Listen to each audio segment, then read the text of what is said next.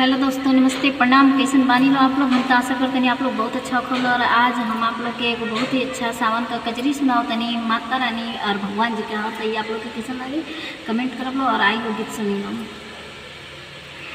नेवता भेजले बानी बेल के पतैया पे गौरा जी के सैया के ना हो। नेवता भेजले बानी बेल के पतैया पे गौरा जी के सैया के ना। ऊपरा लिखनी राम राम, बिचवा लिखनी घन श्याम। ऊपरा लिखनी राम राम, नीचवा लिखनी घन श्याम। बिचवा नाम लिखनी अपनी देवी मैया के बेल की पतैया पे ना। बिचवा नाम लिखनी अपनी देवी मैया के बेल की पतैया पे ना।